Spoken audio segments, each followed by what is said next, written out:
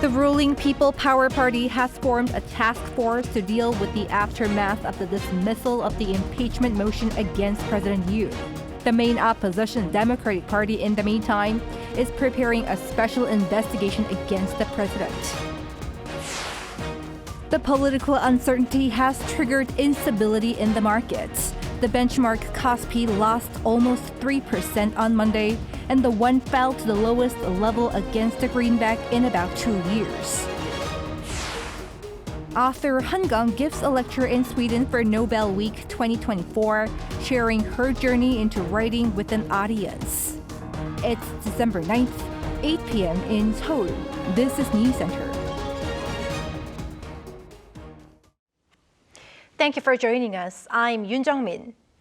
Parliament is working non-stop to deal with the mass turmoil in the political arena. We go straight to our National Assembly correspondent Shin Ha-young, who is standing by. Ha-young, what are the updates there? Good evening, Jung-min. I'm currently at the National Assembly building where the tensions have continued to rise since the failed impeachment vote on President Yoon Suk-yeol last weekend. And to start with, the ruling People Power Party has decided to create a task force to handle practical affairs in dealing with what looks like a void at the presidential office. And on Monday, the PPP said that this new organization will be in charge of three things: stabilizing the political situation, supporting the stabilization of the government, as well as supporting legislative processes. And the party appointed three-term lawmaker Lee Yang-soo to head the task force. Take a listen. I will do my best to bring political stability back quickly. Given the party's current problems, we will hold meetings to figure out how to stabilize the party and the political situation. We will review the issues, make decisions, and report to both the party and the public. In the meantime, the party has decided to elect a new floor leader on Thursday. Senior spokesperson Kwak Kyu-taek said on Monday that it will begin accepting candidate registrations at 9 a.m. Tuesday. And he added that the election method hasn't been decided yet. And this comes after floor leader Chu Kyung-ho offered to resign on Saturday, taking responsibility for the situation and his absence during the vote on President Yoon's impeachment. And although he was re-endorsed by party members, he has maintained his decision to step down. The opposition party is seeking once more to impeach President Yoon. What's the latest? You're right, Jung-min. The main opposition Democratic Party remains resolute in its intentions to impeach the president and also to hold him accountable for his actions last week. And DP Chairman Lee Jae-myung said earlier that another impeachment motion will be introduced this Saturday, which is exactly 1 week after the first one, calling it the only way to address the current situation. Take a listen. Political uncertainty greatly harms the country's credit rating. If President Yoon doesn't step down immediately, it could irreparably damage South Korea's national competitiveness, including its exchange rate, stock markets, and AI semiconductor industry. The party has also been pushing for the passage of special investigation bills. Today, it proposed a special council bill to investigate insurrection allegations against Yoon, aiming to pass it in Saturday's plenary session. And this is separate from a special council bill the party submitted on Friday, which was passed by the National Assembly Legislation and Judiciary Committee on Monday. And the bill calls for the appointment of a permanent special counsel to investigate charges of treason leveled at Yoon over his martial law declaration. And the main opposition plans to put the bill up for a vote in Tuesday's plenary session. And unlike a regular special counsel investigation, the president cannot veto a bill for a permanent special counsel. And meanwhile, on Monday, the DP also proposed a bill to initiate a special prosecutor's investigation into allegations of corruption and election interference by First Lady Kim Gon-hee, with the aim of addressing this in Thursday's plenary session. And this will be the fourth attempt at indicting Kim, as the third attempt was rejected on Saturday after falling short by 2 votes. Ha-young, the regular session of the Assembly will end tomorrow. With the intense confrontation between the parties, what will happen to next year's budget? Well, since the martial law debacle, budget discussions have completely stopped, and the DP is now pushing to pass its own version of the budget bill in another plenary session scheduled for Tuesday, which is tomorrow, and which cuts 4.1 trillion Korean won, or around $3 billion US dollars, from the government's original 677.4 trillion won. And the party is even reviewing passing an additional cut of 700 billion won, primarily targeting the salaries of presidential officials.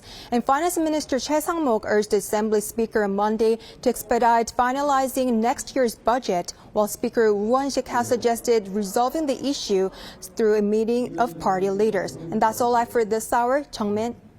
Our political correspondent Shin Ha-young live from the National Assembly. Thank you. After a motion to impeach the president fell through in Parliament, the Prime Minister held a joint press conference with ruling party leader Han Dong-hoon on Sunday, with their aim to, quote, ensure all state functions operate smoothly, while making it clear that the nation's executive will not have a part in domestic or foreign policy. The question of leadership hangs in the balance as the opposition party calls for impeachment, and the ruling party tries to promote an orderly resignation by the president. For more, we connect to our correspondent Woo Soo-young at the presidential office. Soo-young, let's quickly go over how the government and ruling party aim to stabilize the situation, and what has President Yoon's response been so far? Sure, Jung-min. As you said, Prime Minister Han Duck-soo and ruling party leader Han Dong-hoon on Sunday joined forces at a press conference and basically stated that until President Yoon Suk-yeol resigns, he will not take part in diplomacy or state affairs. Instead, the Prime Minister and the ruling party will cooperate and hold regular meetings to work closely together to ensure a smooth governance system. As for President Yoon, the troubled leader has stayed mum since his apology to the public on Saturday and is said to be staying at his residence. His weekly meeting with the Prime Minister on Monday was cancelled, according to the PM's office, although he has accepted ministerial resignations and named new officials. Yoon stated Saturday that he would leave state affairs to the ruling party and the government, but has not commented on their push for his early resignation. But regarding the ban on overseas travel imposed on the president and the parliament's moves to investigate the First Lady, various aides have told media that the news has been taken in a bit of a shock, and it seems there will not be an official statement for the time being, as the troubled administration observes the rapid developments. All this effectively puts the Prime Minister in charge of state affairs in place of the president. The legal basis of this is being hotly debated right now. That's right, Jung-min. So the South Korean constitution sets the Prime Minister as the second executive following the president. However, the PM can only assume the president's responsibilities if the president is unable to perform their duties in cases such as death, resignation or impeachment. That's why the opposition is heavily criticising the PM and the ruling party's move to stabilise state affairs, saying that their approach is unconstitutional. Some legal experts argue that the president could delegate authority to the Prime Minister through a political compromise or other agreements. But even if a political agreement is to be granted, granting the Prime Minister authority to oversee and direct the executive branch, it would likely exclude powers such as conducting diplomacy or exercising military command as the head of state. In any case, there are no legal mechanisms to prevent the president as well from retracting such a delegation and resuming to exercise his authority at any time. So I would say that the issue of running state affairs remains really murky. So, Soo-young, the ruling party basically opposes impeachment, but opinions are divided on how it should come about. That's right. So there are different views and opinions within the ruling party on the timing and the manner of which the president would resign. And while some believe that the next election should be held within the next 6 months, which is a similar time frame to when former President Park Geun-hye was impeached. Now, back then, it took a little over 5 months between the impeachment until a new election was called. relatively neutral members of the party, like Kim Tae-ho, propose holding a faster election during the springtime in a so-called cherry blossom election. There is also a considerable push by lawmakers, like the People Power Party's Yoon Sang-yeon, to pursue a constitutional amendment to shorten the presidential term. Now, in this case, Parliament would have to introduce negotiations for the constitutional amendment and a national referendum as well. That would have to be required. So all of this would result in more time consumed before the next presidential election. But of course, the Democratic Party is currently rejecting the ruling party's call for a so-called orderly resignation and has threatened to vote on an impeachment motion on a weekly basis. So as the ruling and opposition parties' stances remain sharply divided, the timeline and the manner in which Yoon departs from office, I would say, is all up in the air. Thanks for keeping us updated, Soo-young. The prosecution has named President Yoon as a suspect on charges of treason, and so has the police through its own separate probe. Meanwhile, an unprecedented travel ban was placed on the president, requested by the country's Anti-Corruption Investigation Office, conducting its own investigation. Choi Min-jung explains the growing complexities behind the ongoing investigations between the three agencies. South Korea's prosecution has announced that it is investigating President Yoon Suk-yeol as a suspect in the sedition case related to his short-lived martial law declaration. On Monday, the prosecutors launched an investigation and confirmed that Yoon has been named as a suspect on charges of treason, insurrection, and abuse of power. The Special Investigation Headquarters handling the martial law case will do its best to ensure that no suspicions remain regarding this critical national incident. The prosecution also left open the possibility of arresting President Yoon or searching and seizing the presidential office. The Special Prosecution Investigation Team has taken former Defense Minister Kim Yong-hyun, allegedly the mastermind behind the martial law declaration, into custody at a detention facility under emergency arrest provisions and held a third round of questioning on Monday on charges of treason. Prosecutors are expected to file for a court warrant late Monday night to officially arrest Kim. The prosecution is not the only body investigating the case. Police and the Corruption Investigation Office for high-ranking officials have each begun their own probes into the December 3rd martial law declaration. The police have formed their own special investigation team and said 11 individuals, including President Yoon, are listed as suspects. There are no human or physical restrictions to the subject of an investigation. We will conduct a strict investigation based on law and principles. On Monday afternoon, police revealed that it had notified former Defense Counterintelligence Commander Yeo In-young that he is being summoned for questioning as a suspect. The command was allegedly responsible for sending troops to the National Assembly and the National Election Commission. Meanwhile, a travel ban has been placed on President Yoon, imposed by the Justice Ministry on Monday afternoon, shortly after the CIO submitted the request. Pundits say it is highly unusual for a sitting president who's responsible for the country's foreign affairs to be banned from leaving the country. Meanwhile, the CIO, which is also currently investigating allegations of abuse of power and sedition by President Yoon and others, has urged police and the prosecution to refer their ongoing probe cases to ease concerns over overlapping investigations. We exercise the right to request the transfer of the probe, considering that the investigation is still in its early stages, and especially as there is a controversy over the fairness of the investigation by the prosecution and police in relation to the subjects. Pundits hope that the intensifying power struggle between investigative bodies will not complicate or affect the efficiency of the probe into Yoon's controversial martial law declaration. Choi Min-jung, Arirang News. The world has been keeping a close eye on the political uncertainty unfolding here in the nation. Our foreign affairs correspondent Bae Yoon-ju reports on how other countries are reacting to this news. On Saturday, South Korea's parliament failed to pass an impeachment motion against President Yoon Suk-yeol after most of the ruling Conservative Party lawmakers refused to vote on it. Only 195 lawmakers voted, falling short of the two-thirds majority, or 200 votes, needed to pass the motion. I declare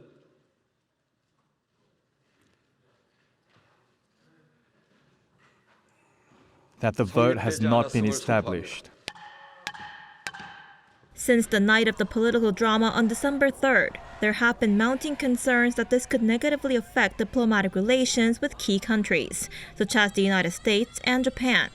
Foreign Minister Cho Tae-yeol met with the U.S. ambassador to South Korea, Philip Goldberg, on Sunday, and vowed to work together to maintain a strong alliance between the two countries.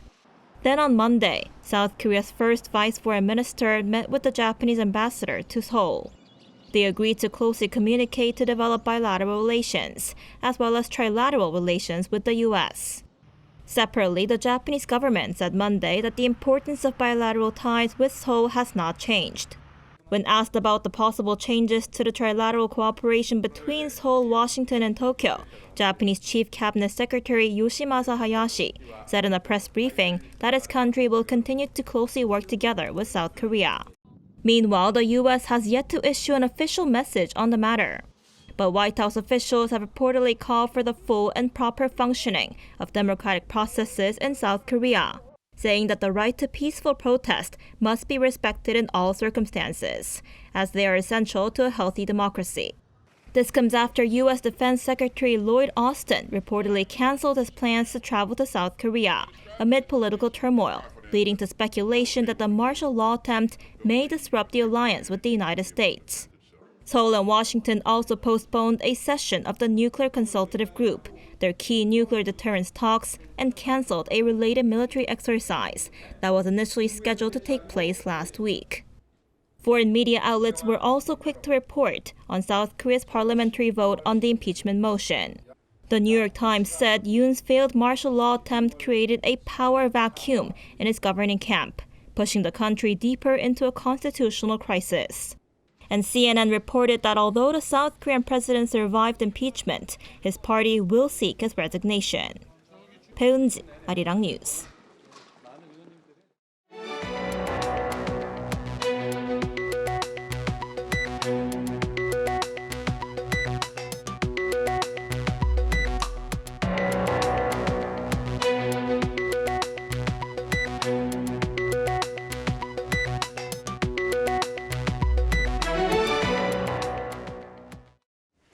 The ripple effects of the recent political turmoil in Korea continues to be felt in its stock market, as both foreign and local investors choose to unload their shares, while the Korean won continues to weaken against major currencies.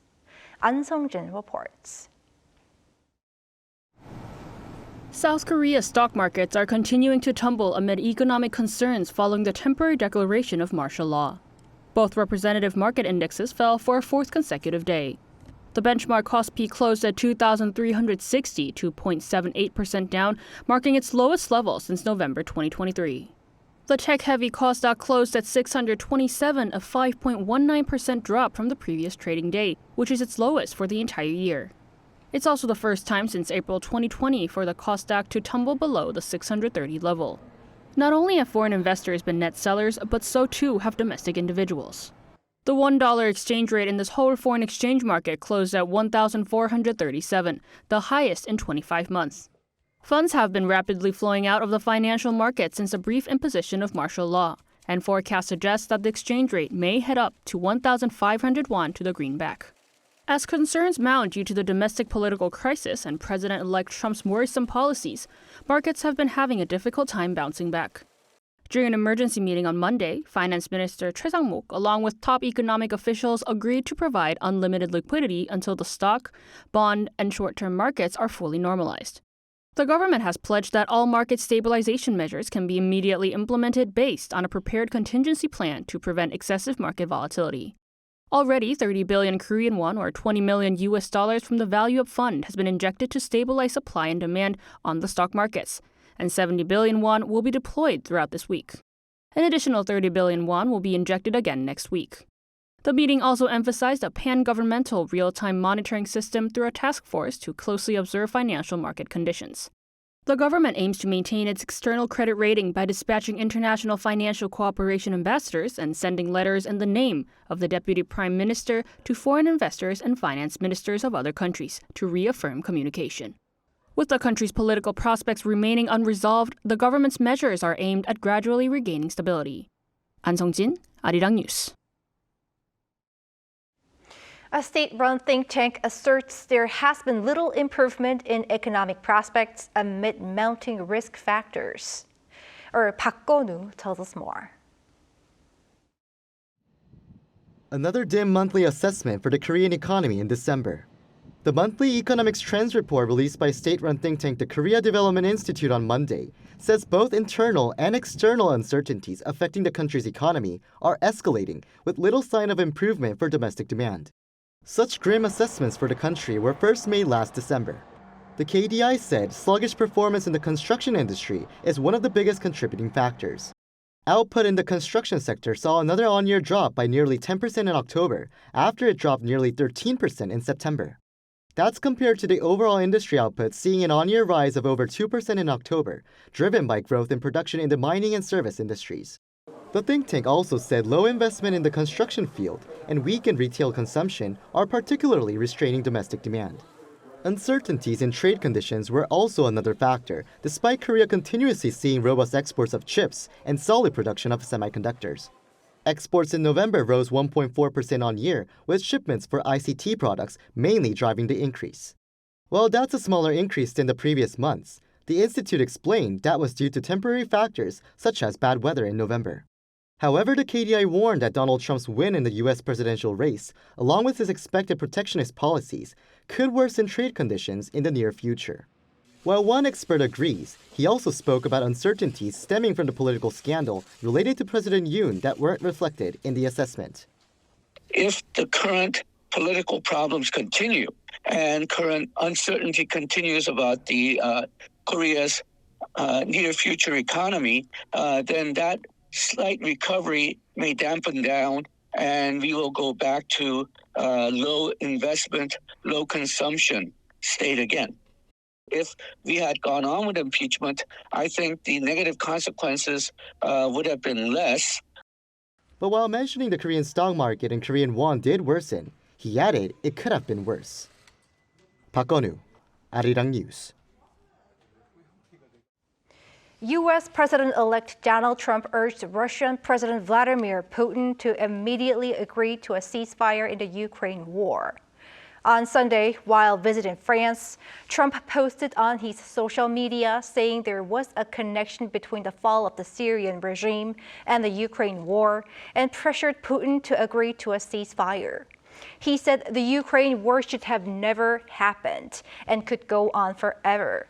Trump also mentioned that Ukraine wants to, quote, stop this madness through negotiations, saying they have lost 400,000 soldiers and many more civilians.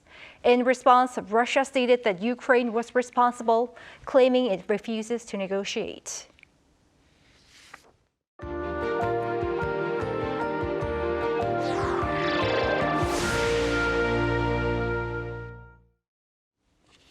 Author Han Kang has hosted a short session in Sweden to share her journey into writing with an audience ahead of the Nobel Prize award ceremony tomorrow. Our culture correspondent Song Yoo-jin has her story. After nearly 2 months of keeping a low profile following her Nobel Prize win, Korean author Han Kang has embraced the spotlight at Nobel Week. This award is given to the literature, and this year I was awarded. This is my conclusion, and this makes me more comfortable. Now feeling more at ease with her Nobel laureate title, the 54-year-old author shared her journey of uncovering the overarching theme of her work during her Nobel lecture, Light and Thread. 세계는 왜 이토록 폭력적이고 고통스러운가? 동시에 세계는 어떻게 이렇게 아름다운가? 이 두 질문 사이의 긴장과 내적 투쟁이 나의 글쓰기를 밀고 온 동력이었다고 오랫동안 믿어왔습니다. These questions were etched in her mind at age 12 after seeing photographs of civilians killed during the Gwangju democratization movement. Decades later, while writing her 2014 novel Human Acts, which delves into the tragedy, she discovered that love, Not those questions was at the heart of her storytelling. 우리는 인간성을 믿고자 하기에 그 믿음이 흔들릴 때 자신이 파괴되는 것을 느끼는 것일까? 우리는 인간을 사랑하고자 하기에 그 사랑이 부서질 때 고통을 느끼는 것일까? 사랑에서 고통이 생겨나고 어떤 고통은 사랑의 증거인 것일까? This connection to love, however, had always been with her. At 8 years old, Han wrote a poem that read, "Where is love? It is inside my thumb-thumping, beating chest. What is love? It is the gold thread connecting between our hearts." Now, she sees writing itself as an act of that love. 소설을 쓸 때 나는 신체를 사용합니다. 심장이 뛰고 갈증과 허기를 느끼고 걷고 달리고 바람과 눈비를 맞고 손을 맞잡는 모든 감각의 세부들을 사용합니다. 그 생생한 감각들을 전류처럼 문장들에 불어넣으려 하고 그 전류가 읽는 사람들에게 전달되는 것을 느낄 때면 놀라고 감동합니다.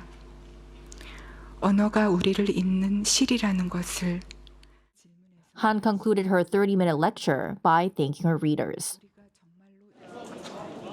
So with two major events in her Nobel Week itinerary completed, up next for the Nobel laureate in literature is attending the Nobel Prize ceremony and banquet on Tuesday, December 10th. 송유진, Arirang News, Stockholm.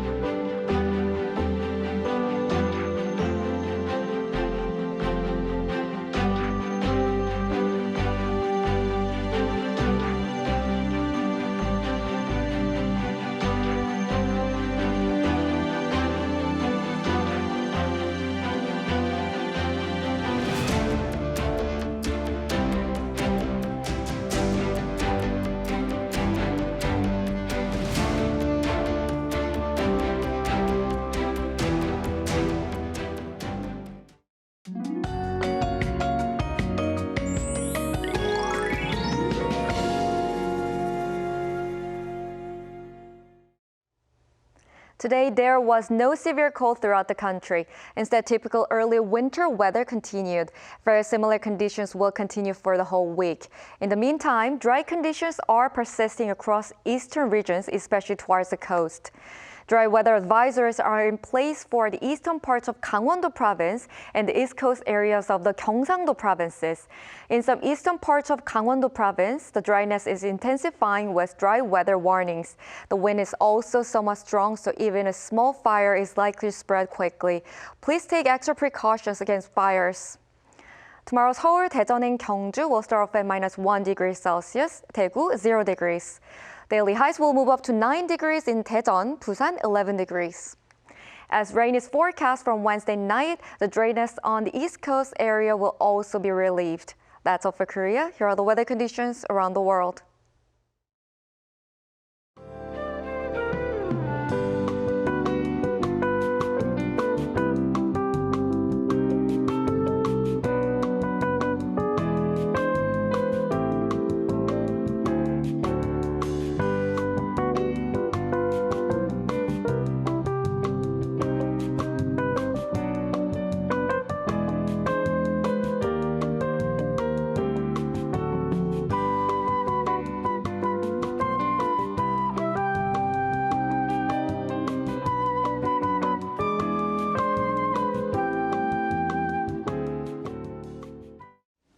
That is Newscenter for tonight.